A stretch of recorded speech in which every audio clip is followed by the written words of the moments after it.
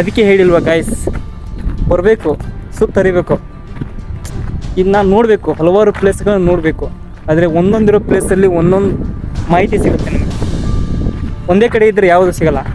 So ಬನ್ನಿ, ಸುತ್ತರಿಯೋಣ, ವಿಷಯಗಳನ್ನು collect ಮಾಡ್ಕೊಳ್ಳೋಣ, ನಾಲೆಜ್ ಇಂಪ್ರೂವ್ ಮಾಡ್ಕೊಳ್ಳೋಣ. ಬನ್ನಿ ಫ್ರೆಂಡ್ಸ್.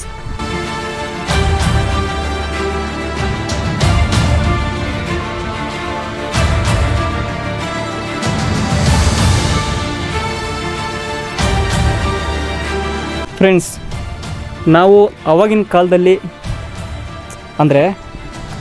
ನಾವು ಈಗಿನ ಕಾಲದಲ್ಲಿ 1 ಗ್ರಾಮ್ ಚಿನ್ನ ತೊಗೊಳಕ್ಕಾಗ್ತಾಯಿಲ್ಲ, 1 ಗ್ರಾಮ್ ಬಂಗಾರ ತೊಗೊಳಕ್ಕಾಗ್ತಾಯಿಲ್ಲ. ಯಾಕಂದರೆ ಇವಾಗಿನ ಕಾಲ ಅಷ್ಟು ದುಬಾರಿಯಾಗಿದೆ. ಅದೇ ವಿಜಯನಗರ ಕಾಲವನ್ನು ಸುವರ್ಣಯುಗ ಎಂದು ಯಾಕೆ ಕರೀತಾರೆ ಅಂದರೆ, ನೋಡಿ ಈ ಸ್ಥಳದಲ್ಲಿ ಇಲ್ಲಿದೆಯಲ್ಲ, ಈ ಪೂರ್ತಿ ಸ್ಥಳದಲ್ಲಿ ಇದು ಆಗಿನ ಕಾಲದ ಮಾರುಕಟ್ಟೆ ಅಂತೆ. ಅಂದರೆ ವಿಜಯನಗರ ಕಾಲದಲ್ಲಿ ವ್ಯಾಪಾರ ಮಾಡುವಂಥ ಸ್ಥಳವಾಗಿತ್ತಿದು. ಇಲ್ಲಿ ಬರೀ ತರಕಾರಿ ಅವನ್ನ ಏನು ಮಾಡ್ತಾಯಿದ್ದಿಲ್ಲ, ವಜ್ರ ವೈಡೂರ್ಯಗಳನ್ನು ಮಾಡ್ತಾಯಿದ್ರು. ಅದೇ ಮಾರುಕಟ್ಟೆ ಇದು. ವಜ್ರ ವೈಡೂರ್ಯಗಳನ್ನು ಷೇರುಗಳ ಲೆಕ್ಕದಲ್ಲಿ ಮಾರಾಟ ಮಾಡ್ತಿದ್ರು. ಅಷ್ಟು ಶ್ರೀಮಂತವಾಗಿರುವಂತಹ ರಾಜಮನೆತನ ಯಾವುದಾದ್ರೂ ಇತ್ತು ಅಂದರೆ ಅದು ವಿಜಯನಗರ ಸಾಮ್ರಾಜ್ಯ.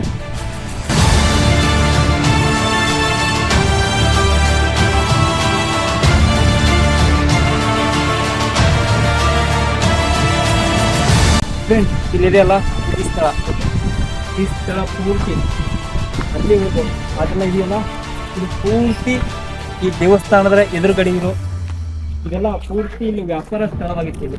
ಅಂದರೆ ಆಗಿನ ಕಾಲದಲ್ಲಿ ವ್ಯಾಪಾರದ ಸ್ಥಳ ಇಲ್ಲೇ ಬಂದು ಏನಾದರೂ ತಗೋಬೇಕಂದ್ರೆ, ನೀವು ಇವಾಗ ಸಂಜೆ ಹೋಗ್ತಿರಲ್ಲ, ಹಂಗೆ ಆಗಿನ ಕಾಲದಲ್ಲಿ ಏನಾದರೂ ತಗೋಬೇಕಂದ್ರೆ ಇಲ್ಲೇ ಬಂದು ತಗೊತಿದ್ರು. ಅಂದರೆ ಇಲ್ಲಿ ಸಾಮಾನ್ಯವಾಗಿ ಏನು ಮಾಡ್ತಿದ್ದಿಲ್ಲ, ಬೆಳೆ ಬಾಳುವಂಥ ವಜ್ರ ವೈಡೂರ್ಯಗಳನ್ನು ಷೇರುಗಳ ಲೆಕ್ಕದಲ್ಲಿ ಮಾಡ್ತಿದ್ರು.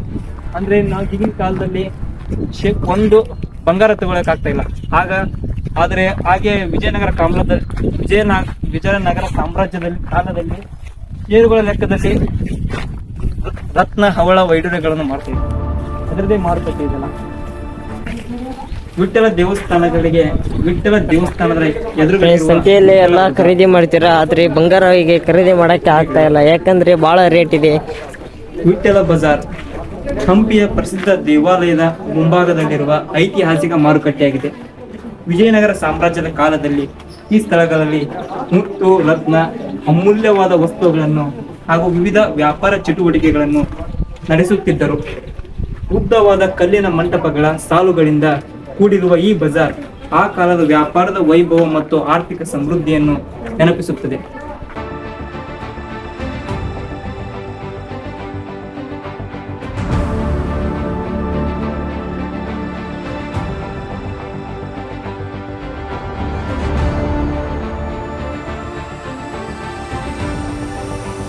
ಪುಷ್ಕರಣಿ.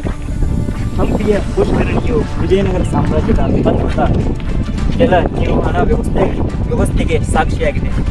ಕಲ್ಲುಗಳಿಂದ ನವಹಿತಯಾಗಿ ನಿರ್ಮಿಸಲಾಗಿದೆ. ಈ ಮೆಟ್ಟಿಲು ಬಾವಿಯು ಧಾರ್ಮಿಕ ಆಚರಣೆಗಳು ಮತ್ತು ನೀರಿನ ಸಂಗ್ರಹಕ್ಕಾಗಿ ಬಳಸಲಾಗುತ್ತದೆ. ಇದರ ಸುಂದರ ವಿನ್ಯಾಸ ಮತ್ತು ವಾಸ್ತುಶಿಲ್ಪವು ಹಂಪಿಯ ಇಂಜಿನಿಯರಿಂಗ್ ಕೌಶಲ್ಯವನ್ನು ಪ್ರತಿಬಿಂಬಿಸುತ್ತದೆ.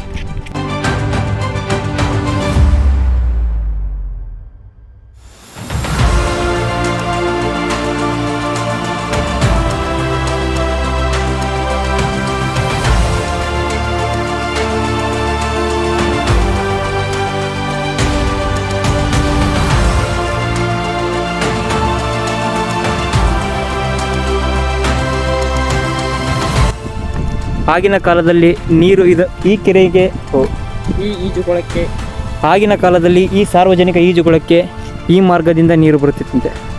ಈ ಮಾರ್ಗದಿಂದ ಬಂದು ಇಲ್ಲಿ ಹೋಗಿ ಶೇಖರಣೆಯಾಗಿ ಸಖತ್ತಾಗಿದೆ ನೋಡಿ. ಆಗಿನ ಕಾಲದ ರಾಜರು ಎಲ್ಲರಿಗೂ ಸಹಾಯವಾಗಲಿ ಎಂದು ಸೈನಿಕರಿಗೂ ಸಾರ್ವಜನಿಕರಿಗೂ ಈಜುಕೊಳವನ್ನು ನಿರ್ಮಿಸಿಕೊಟ್ಟಿದ್ದಾರೆ. ಇಲ್ಲಿರುವಂತಹ ಪ್ರತಿಯೊಂದು ಪ್ಲೇಸ್ಗೂ ಸಹ, ಪ್ರತಿಯೊಂದು ಸ್ಥಳಕ್ಕೂ ಸಹ ತನ್ನದೇ ಆದಂತಹ ಇತಿಹಾಸವಿದೆ. ರಾಜರ ಕಾಲದಲ್ಲಿ ಸೈನಿಕರು ಊಟ ಮಾಡುವಂಥ ಸ್ಥಳ.